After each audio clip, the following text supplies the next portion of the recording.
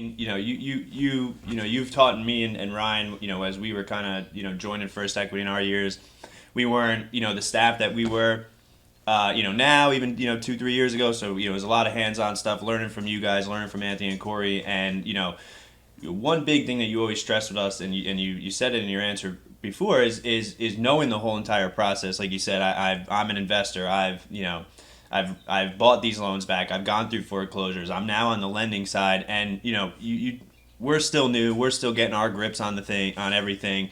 But one thing you stress to us is owning the loan, knowing the loan, and you have an ops background. So just for the newer people that are watching us, or maybe like us, still green around the edges, but have some years under our belt.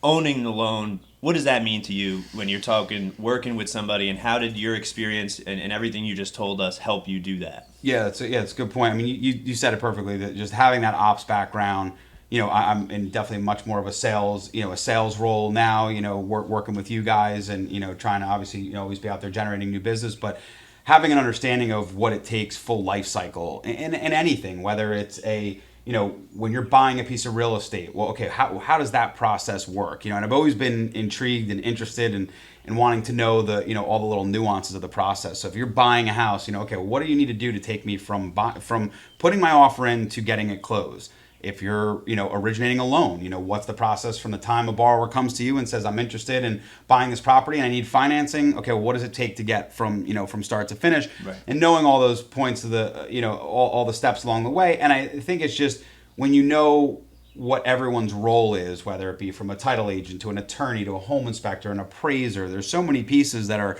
involved in the process. I think it's really important that everybody knows what everybody does, so you can work together, because it's collaborative, and at least it should be collaborative. And when it is, that's when I think the magic happens, and it's fun, whether it's again originating a loan or buying a piece of real estate. When you're under the gun and things need to happen fast, there's nothing cooler than everybody knowing their role and working together to get it done. Yeah, the big thing is like seeing things coming down the road too. Like I think you're good at that. Like as far as like asking you always say it too. Those second and third level questions to kind of unearth what might really cause a snafu 3/4 of the way into the process. Yeah, and no and doubt. that's something that obviously Jack will say that we are not as good at seeing those things, but seeing you anticipate those things really does give us that keener eye. It's a lot of it comes with experience, and it's trial and error. I mean, you have something really bad happen to you and blow up on a deal. At the end, you're not gonna forget that. You're gonna remember it next time around. But it doesn't mean you can't think ahead and say, okay, here I'm at this point in the process, and what do I need to do to get it finished, and really just trying to think ahead and take that obstacle, turn it into an opportunity. Well,